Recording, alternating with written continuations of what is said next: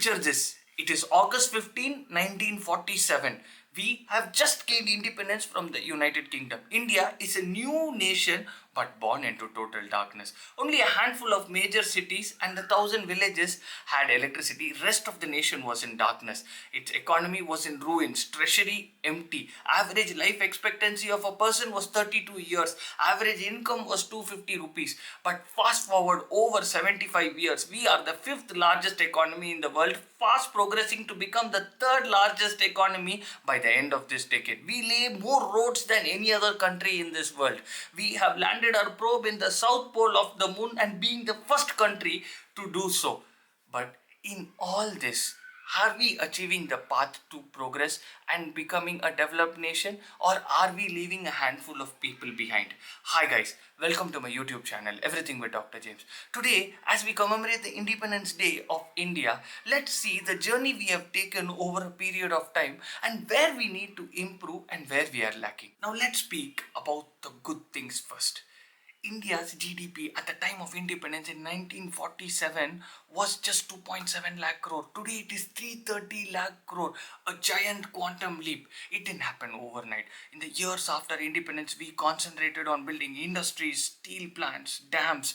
Also, we set up educational institutes like the Indian Institute of Technology, the AIMS on the medical front, which laid the foundation for the development to happen in the future. Till 1991, we didn't go more globally, but the reforms in 1991 broke the license raj. This license raj gave licenses to companies and it was putting a chokehold from them doing innovations and going globally. Once this license raj was removed and the reforms were made in 1991, many companies started going globally and many companies abroad started setting their offices in India. Mainly companies which we know today like Wipro, Infosys used these reforms and they have become household names today. And then in the early 2000s came the startup scenarios. From just a handful of startups in the 2000s, today we have 159,000 registered startups in India, one of the largest in the world, and also we have 100 unicorn companies, which are large cap companies. Then came the main revolution of online digital payments and Aadhaar cards. All this has placed India fast progressing towards development. In the pharmacy front, India is known as the pharmacy capital of the world. We produce the maximum medications and we export it to a lot of developed countries also like the United States of America and Europe. In fact, the main reason why we are in this path of progress is our development in the healthcare side. Imagine in 1947, the average life expectancy for a person born in India was 32.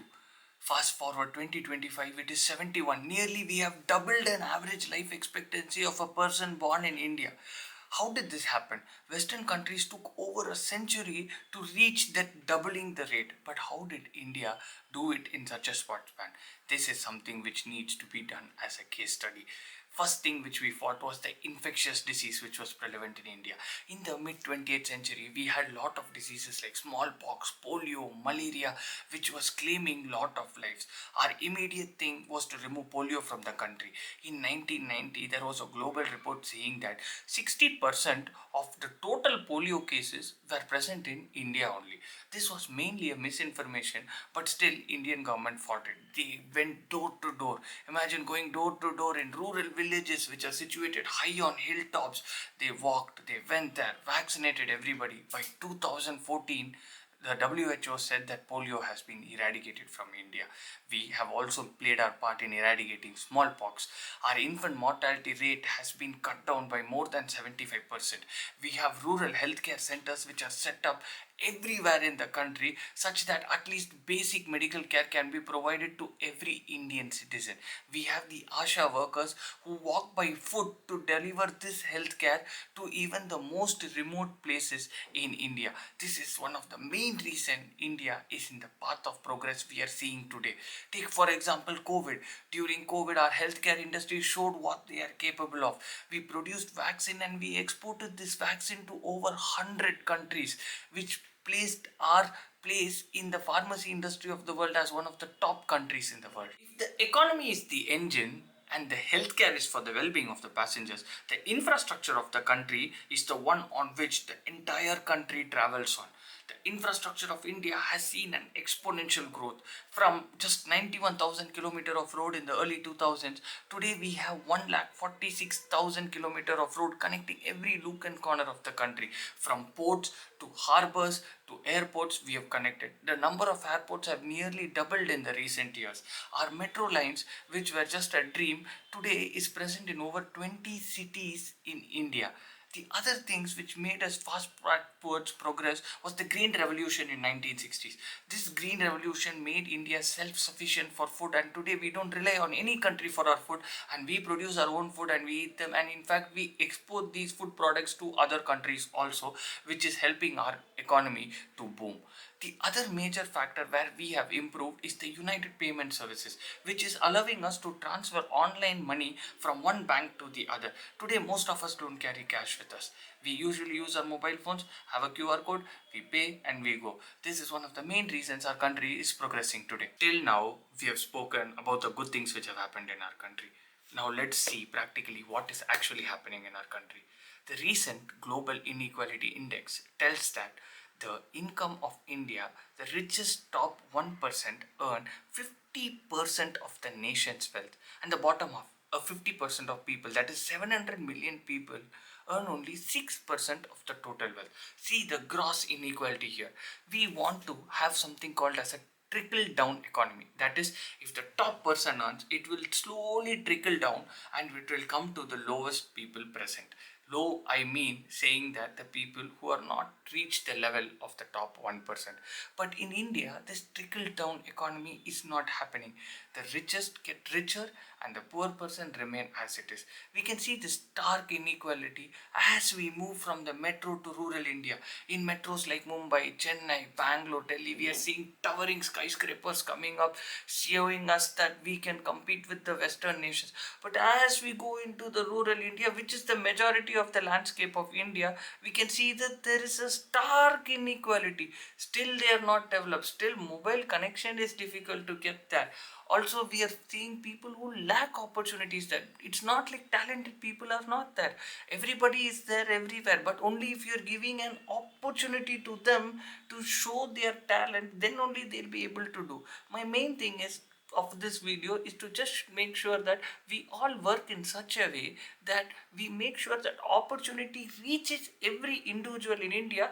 Whether they are going to use it or not, it is their responsibility, but it is our responsibility to make sure that this opportunity reaches everyone. At least they will have a chance to show their talent, and we need to work towards something called as the trickle down economy. A nation can have the best infrastructure possible, but without skilled people, this infrastructure is nothing. Now let's see what is happening on the skill front. India has the largest youth population in the world. This is a numerical advantage we have because many countries in Europe, the number of old population is more than the new population. That is, the young people are less than the old people. But India is having a numerical advantage that the number of young people are more than that of the old people. Take for example in Japan. Japan, the death rate is more than the birth rate, because of which they are struggling to maintain the population. But we have the numerical advantage where our youth population is more. Now let's see where we are lacking here. A recent report tells that one good thing has happened. 1947, the literacy rate was 14% in India. Today it stands at 77%. This number is staggering on paper. Now let's see the stark reality.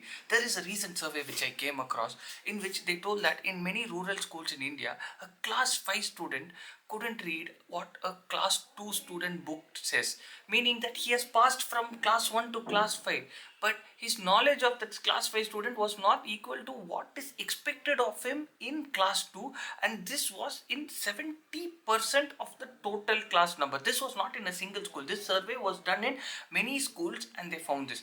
And they also found out that in rural India, which is the majority of India, why I am stressing on rural India is mainly that is what is going to make our nation's backbone, because what we are seeing like metros is only 20 or 30% of the country. The rest 70%, the workforce is from rural India. So this rural India, the schools need to be good. Many schools don't have electricity, they don't have internet connection today is basic. Also there is no proper toilets in these schools, because only if you create a nice environment in the school, students or people who are situated in villages will send their kids to the school such that they will go and get educated. When the environment is not good, they'll be like, there is nothing in the school, why will I go to the school? I will sit in my home only, I'll help my father or mother with their work. So we need to create a conducive environment in rural India such that the school infrastructure improves and all our kids start going to school and they complete the literacy rate. What is happening today is people are passing, they're from class 1 to class 12, they go, they get a degree. But when the real world scenario comes where they have to compete for jobs, there is a stark inequality between somebody who's educated in a city, who's somebody who's educated in a village. I am not saying that somebody educated in a city is better than somebody who's educated in a village. I am just saying the opportunities provided for somebody who's present in rural India is less.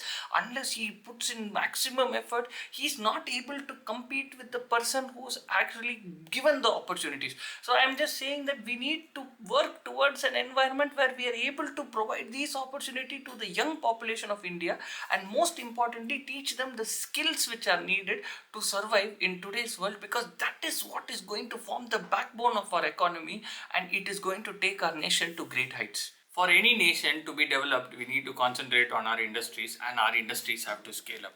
Now let's see what the problems our industries face. Today our industry says that we have a lot of problems. First they say there is a lot of red tape. Of course there should be red tape, because we need to control what these industries are letting into the environment and make sure that the laborers who work there have proper setup such that they are fed properly, paid properly, they get leaves properly. But at the same time there should not be too much red tape such that the industries are blocked from scaling up and being well developed. Little relaxation can be given in land acquisition deals such that more and more companies will move in, get more lands and produce more industries such that our nation will fast track to the path of development. The second problem we are facing is in the food industry. Of course, after the Green Revolution in 1960, there is not going to be any famine in the country in the near future. But today, our farm industry is facing an important problem of not being able to scale up. That is, 85% of the total agricultural produce of India is produced from the small scale places. That is, farmers have small lands, they produce and they give it to the exporters. They export either in India or they export it to the other countries. What is the need of the hour is to regularize this such that we have large scale farmlands. That is the time when actually farmers can make money such that they have more produce and they can make more money, and future generations will also continue doing this farming such that our produce increases and our economy grows. Also, farmers say that they are more reliant on the monsoon for the water services, and if some year monsoon the water is less, then their produce also falls down. This is of nature and we can't control. But what we can control is what comes after. If the produce is good, a substantial amount of crops are getting lost because of lack of proper storage facilities. We need to have proper storage facilities, and we need to regularize our farm industry such that the last person, that is the farmer, who is the backbone of this farm industry, gets what he deserves. Because only when he gets what he deserves, he is going to work more and he is able to produce more produce, and the nation grows. So the trickle down economy has to go more in this farm industry such that it gets regularized. So what is our next goal? Our next goal should be achieved before 2047. That is our 100th year of independence. And how are we going to do it? We are going to work on our strength. That is, what we have developed till now should become the foundation of what we are going to do in the future. Like for example, we have built a lot of schools now. Now we need to develop what is going to be there inside this school. We have built industries. We need to increase the modern technology in these industries. We need to make sure modern equipments reach the last level of farmers such that their produce increases. Because now we have made a framework in India how we are going to develop. Now we need to make sure that the appropriate tools are given to the appropriate person such that they can march towards a developed nation. Do like, share and subscribe me for more interesting videos.